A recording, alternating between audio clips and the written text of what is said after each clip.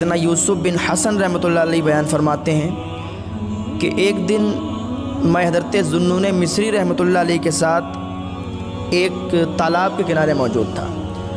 ہم نے دیکھا کہ تالاب کے کنارے ایک بہت بڑا بچھو ہے اور اس بچھو کے پاس ایک مینڈک آتا ہے۔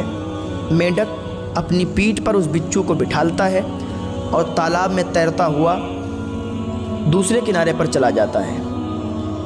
حضرت ذوالنون مصری نے جب یہ منظر دیکھا تو آپ نے فرمایا کہ دوسرے کنارے پر کچھ عجیب و غریب واقعہ ہونے والا ہے۔ تو ہم دونوں لوگ دوسرے کنارے پر پہنچے۔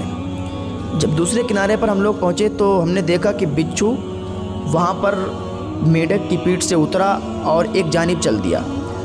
تو ہم دونوں لوگ بھی اس کے پیچھے چل دیے۔ کچھ دوری پر جب وہ بچھو پہنچا تو ہم نے وہاں پر ایک عجیب و غریب خوفناک منظر دیکھا۔ وہاں پر ایک نوجوان نشے کی حالت میں لیٹا ہوا ہے، بے ہوشی کی حالت میں پڑا ہوا ہے، اور اس کے قریب ایک بہت بڑا اژدہا ہے، اور وہ اژدہا اس نوجوان کو ڈسنے کے لیے اس کے سینے پر سوار ہوا۔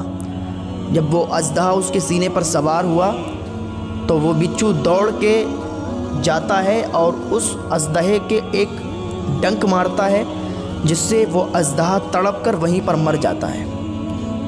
جب وہ اژدہا مر جاتا ہے تو وہ بچھو واپس چلا آتا ہے اور مینڈک وہ کنارے پر موجود ہے۔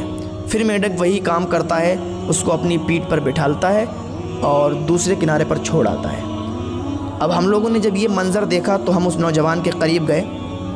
قریب جانے کے بعد ہم نے اس نوجوان کو اٹھانے کی کوشش کی، اس کو اٹھایا تو اس کی آنکھیں کھل گئیں اور وہ بے ہوشی کے عالم سے، بے ہوشی کی حالت سے باہر آ گیا۔ ہم نے اس سے کہا کہ اے نوجوان، تم جانتے ہو کہ تمہاری جان ایک بچھو نے بچائی ہے اور تمہیں یہ اژدہا دکھ رہا ہے، یہ اژدہا تمہیں ڈسنے والا تھا، لیکن ایک بچھو نے آ کر، اور وہ بچھو اللہ رب العزت کا بھیجا ہوا بچھو تھا، اللہ رب العزت نے تمہاری جان بچائی ہے بچھو کو بھیج کر۔ جب اس نے یہ سنا کہ میری ایک جان بچھو نے بچائی ہے تو وہ بالکل بے ہوشی کی حالت سے باہر آ چکا تھا۔ اور پھر آپ فرماتے ہیں کہ حضرت ذوالنون مصری رحمۃ اللہ علیہ نے ارشاد فرمایا کہ اے غافل اٹھ، رب جلیل اپنے بندے کی ہر اس برائی سے حفاظت کرتا ہے جو اندھیروں میں گھومتی ہے۔ پھر تیری آنکھیں اس مالک حقیقی سے غافل ہو کر کیوں سو گئیں جس کی طرف سے تجھے نعمتوں کے فائدے پہنچتے ہیں۔